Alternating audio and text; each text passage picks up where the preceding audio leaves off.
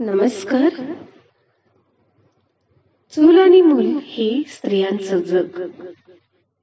त्या जगाची सीमा ओलांडून आज प्रत्येक स्त्री ही पुरुषांच्या खांद्याला खांदा लावून प्रत्येक क्षेत्रामध्ये काम करीत आहे.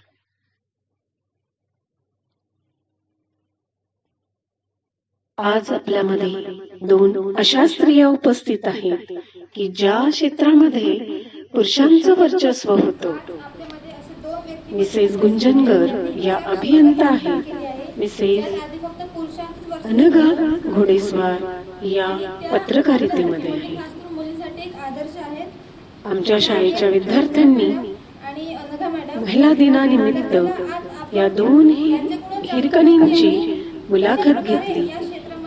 राहुल सिंग आणि अर्जुन क्षीरसागर या दोन विद्यार्थ्यांनी घेतलेली त्यांची मुलाखत जानकारी देने में असमर्थ रहा. वो ये था कि गुंजन गर्ग मैम उप अभियंता BSNL नागपुर यहाँ की हैं. इनका ये पोस्ट है दोस्तों.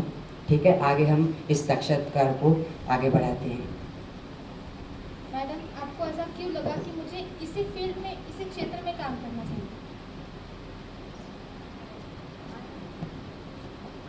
हेलो, सबसे पहले तो महिला दिवस की सबको शुभकामनाएं देना चाहूँगी मैं भी, और स्पेशली लड़कियों को जो कि अपने आप में गर्वित महसूस करें खुद को कि वो भी आज एक नारी शक्ति के रूप में है, और न सिर्फ हमारा बल्कि उनका भी आज सम्मान प्रत्यक्ष नहीं अप्रत्यक्ष रूप से हो रहा है. आपने सवाल पूछा कि मैंने इस फील्ड में क्यों गई मैं. उसका कारण है कि मेरे को शुरू से पहली बात तो हर एक को 10th के बाद एक सब्जेक्ट लेना पड़ता है, और मुझे मैथ्स ही पसंद था. मैं रात को सोते समय भी, अगर आप नींदों में भी मुझे मैथ्स का कोई क्वेश्चन पूछोगे आज भी 12th तक का, तो मैं आपको नींदों में आंसर दे दूँगी. तो मैथ्स में अगर अपन आगे जाते हैं तो इंजीनियरिंग ही आता है, और उस समय कम्युनिकेशन ही एक ऐसा स्कोप था जो कि बहुत ज़्यादा चल रहा था. तो मेरे पास अपॉर्चुनिटी थी कि मैं इलेक्ट्रॉनिक्स और कम्युनिकेशन दोनों चूज़ कर सकूँ. तो इसलिए मैंने फिर इंजीनियरिंग में ही आगे बढ़ा, और क्योंकि मेरा फील्ड कम्युनिकेशन था तो मैंने BSNL का एक कंपटीशन एग्ज़ाम दिया और मैं BSNL में आ गई एज ए इंजीनियर. धन्यवाद.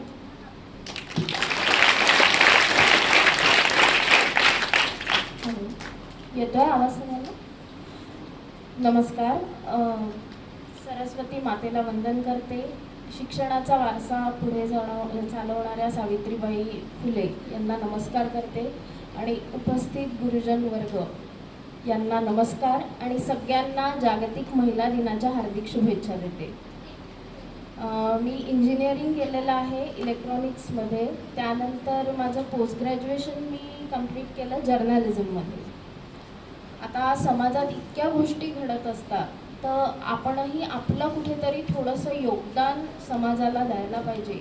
या हेतूने मला वाटलं की ही फील्ड माझ्यासाठी खूप योग्य आहे, आणि म्हणून मी महाराष्ट्र टाइम्सच्या रिपोर्टिंग या फील्डला जॉईन झाले.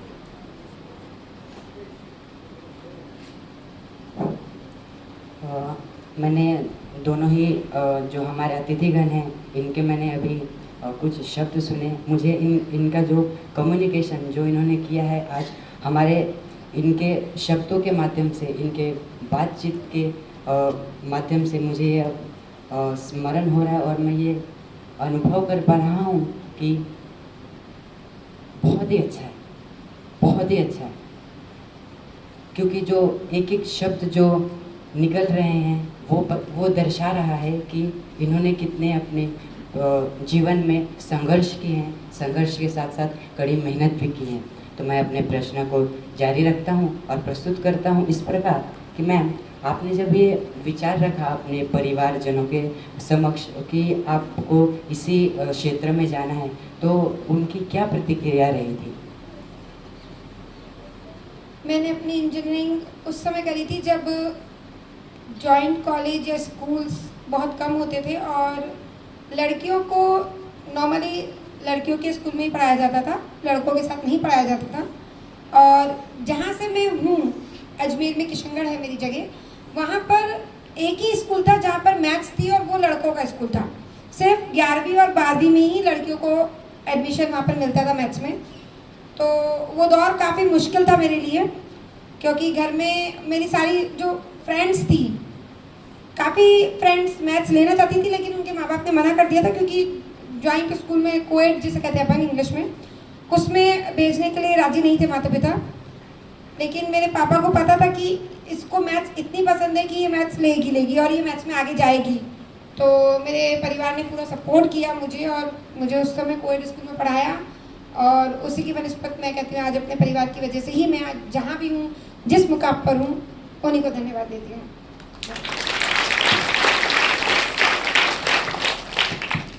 मॅम, ज्या क्षेत्रात तुम्ही काम करता त्यात म्हणजे तुम्हाला कधी महिला म्हणून एक वेगळा व्यवहार मिळाला आहे का? तसं तर कधी नाही झालं.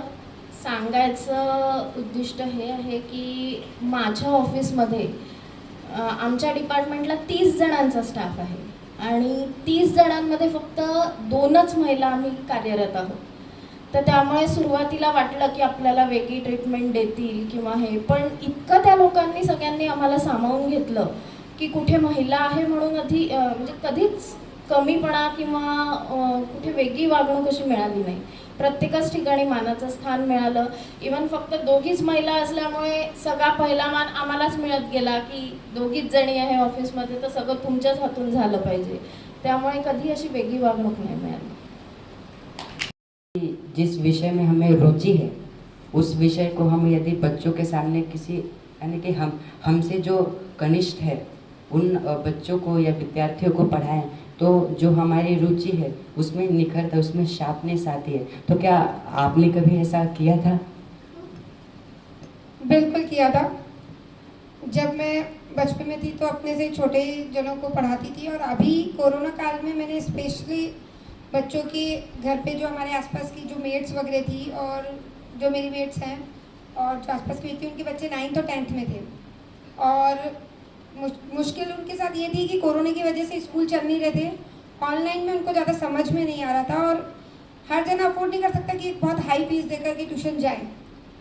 जो नॉर्मल बच्चे हैं वो स्कूल में ही पढ़ते हैं और उसी से ही समझ के अपने एग्ज़ाम्स देते हैं. तो मैंने 9th और 10th की मैथ्स और साइंस की क्लासेस ली थी फ्री ऑफ कॉस्ट, और उनमें सबके अच्छे नंबर आए हैं. इनफैक्ट जो मेरी मेड है उनके 2 बच्चे थे जिनको मैंने पढ़ाया था.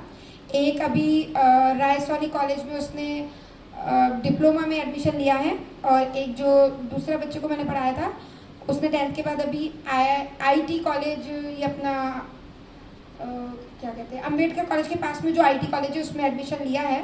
और मुझे पढ़ाना पसंद है, तो मैं जब भी मुझे मौका मिलता है मैं पढ़ाती हूँ. जो मुझे लगता है कि सही में पढ़ने में इंटरेस्टेड है और वो अफोर्ड नहीं कर सकते तो मैं पढ़ाती हूँ ना फ्री ऑफ कॉस्ट, कोई इशू नहीं है.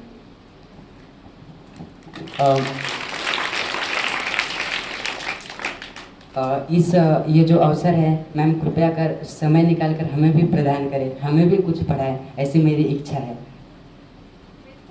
अगर आपको देखिए, वैसे ये एक बहुत अच्छा स्कूल है तो टीचर्स होंगे, लेकिन फिर भी मेरी तरफ से ये खुली वो है कि अगर आपके प्रिंसिपल मैम या आपके टीचर्स अप्रोच करते हैं कि स्पेशली मैथ्स 10th तक, जैसे 10th तक है आपका, तो अगर मैथ्स का कोई ऐसी चीज़ है जो कि बच्चों को समझ में नहीं आ रही है और आपको लग रहा है कि भाई आगे ये बच्चों को प्रॉब्लम कर सकती है, तो आई एम डेफिनेटली श्योर, मतलब मेरे को बहुत कॉन्फिडेंस है इस बात का कि कोई ऐसा टॉपिक जो बच्चे नहीं समझ पा रहा है मैं उसको इजी वे में समझा सकती हूँ. इस चीज़ का मुझे बहुत एक्सपीरियंस है और मैं अगर होता है तो डेफिनेटली हेल्प करने को तैयार हूँ. बिल्कुल.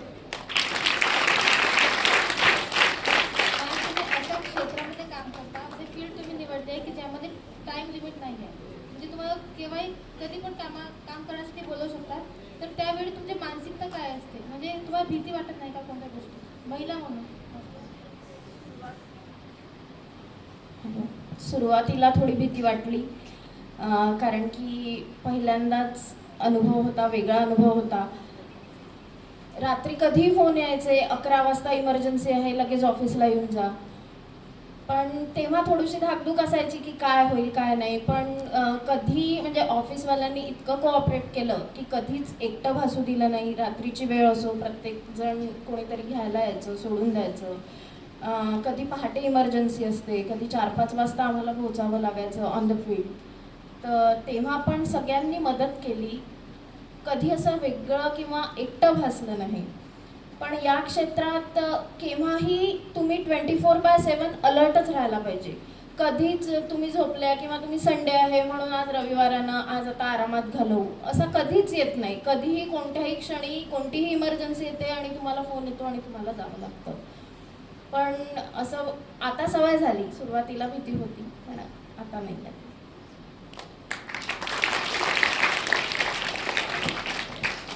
मैम आपने जैसे कि हम पिछले वार्तालाप में बात कर रहे थे मैथ्स विषय के बारे में। जी मेरा भी बहुत ही इंटरेस्टिंग सब्जेक्ट रहा है और ये जो सब्जेक्ट बना वो एक हमारी जो शिक्षिका हैं और जो हमारे सर जी हैं इन दोनों के माध्यम से ही उतनी शार्पनेस आई है। शार्पनेस का मतलब ही क्या होता है कि इंटरेस्ट आ गया।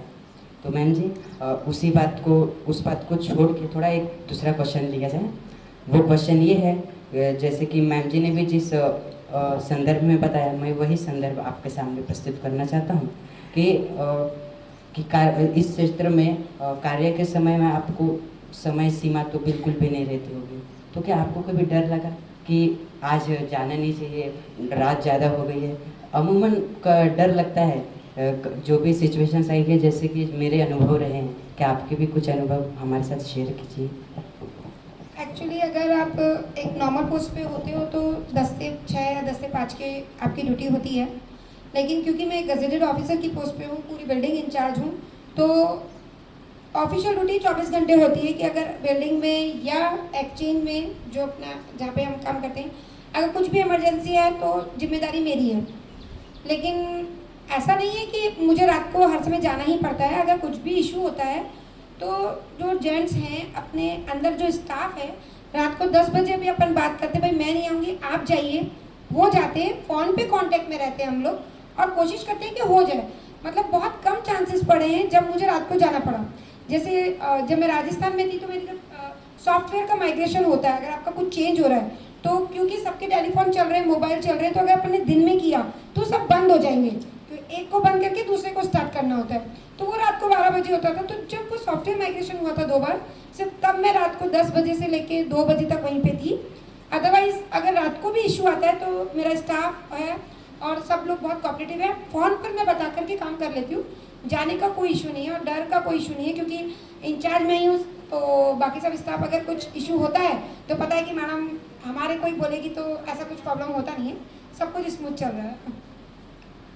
शुभ अवसर पर आप भी हमें कुछ संदेश दें, स्पेशली हमारे गर्ल्स स्टूडेंट्स को।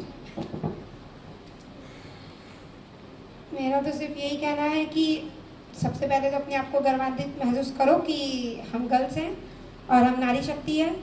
क्योंकि जब भी आप देखोगे, आप भगवान की पूजा भी करोगे तो पहले देवी की पूजा होगी, फिर भगवान की पूजा होगी। पहले राधा जी आती, फिर कृष्ण जी आते हैं, ठीक है ना। तो अपने आप को मजबूत बनाइए। और हो सकता है कि हमें नहीं पता हो आपके परिवार में क्या माहौल है क्या नहीं है, ये आप जानती हैं।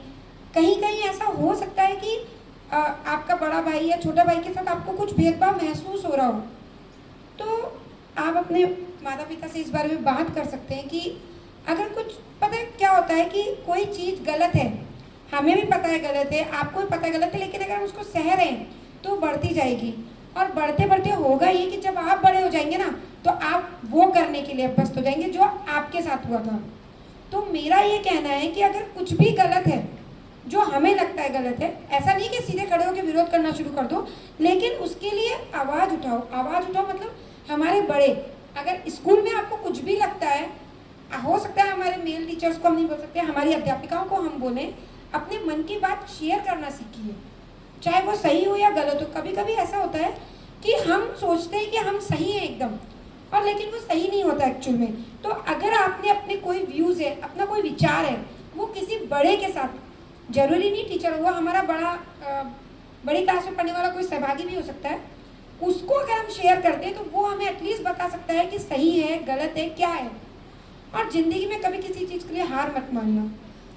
कहते हैं कि हार उसी की होती है, हार उसी की होती है जो मन में मान लेता है।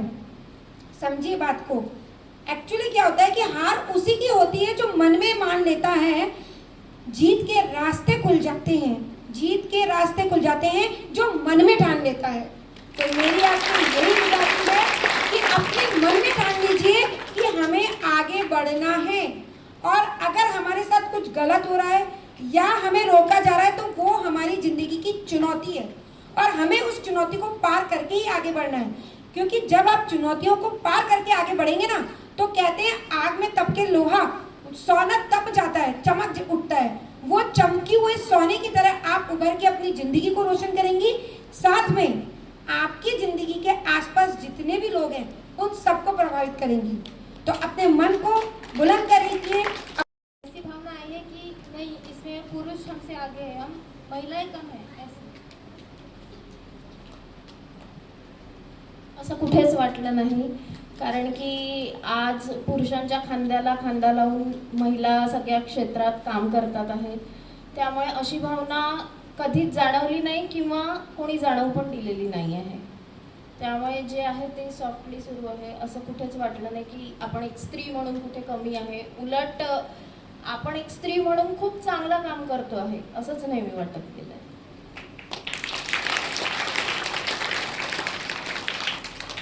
मैम, जो अभी बहन अर्जुन ने कहा, क्या आपके उस संदर्भ में आपके क्या विचार हैं?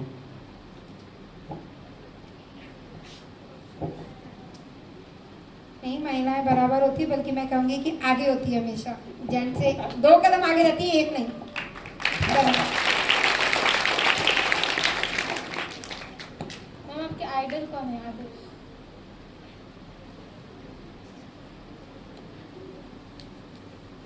आदर